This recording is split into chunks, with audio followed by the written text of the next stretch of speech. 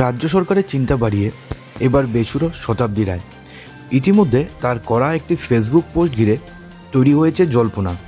তবে কি তিনি এবার বিজেপিতে যোগদান করতে চলেছেন?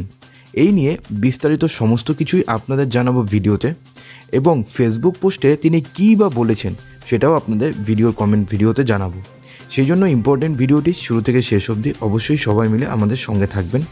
আর ভিডিওটি শুরুর পূর্বে অবশ্যই ভিডিওর কমেন্ট বক্সে জানাবেন যে আপনি কি চান যে শতাব্দী রায় তৃণমূল ছেড়ে বিজেপিতে যাক। অবশ্যই কিন্তু কমেন্ট বক্সে জানাতে ভুলবেন না।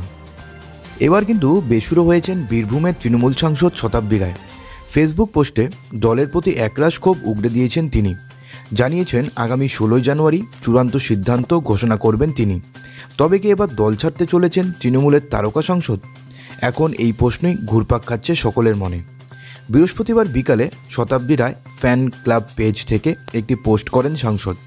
সেখানে লেখেন যে 2021 খুব ভালো কাটুক, সুস্থ থাকুন, সাবধানে থাকুন। এলাকার সঙ্গে আমার নিয়মিত নিবিড় যোগাযোগ, কিন্তু ইদানিং অনেকে প্রশ্ন করছে কেন আমাকে বহু কর্মসূচিতে দেখা যাচ্ছে না। তাদের বলছি আমি সর্বত্র যেতে চাই, আপনাদের সঙ্গে থাকতে আমার ভালো লাগে, কিন্তু মনে হয় কেউ চায় না আমি আপনাদের কাছে যাই। বহু কর্মসূচির খবর আমাকে দেওয়া হয় না, না জানলে আমি কি করে যাব। এ নিয়ে আমারও মানসিক কষ্ট হয়। গত 10 বছরে বাড়ির থেকে বেশি সময় আপনাদের কাছে বা আপনাদের প্রতিনিধিত্ব করতে কাটিয়েছি।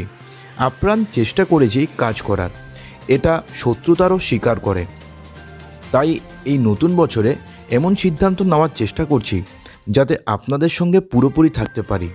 এরপরেই লেখেন 16 জানুয়ারি সিদ্ধান্তের ঘোষণার কথা। সূত্রের খবর, সম্প্রতি তারাপীঠে গিয়েছিলেন বীরভূমের সাংসদ।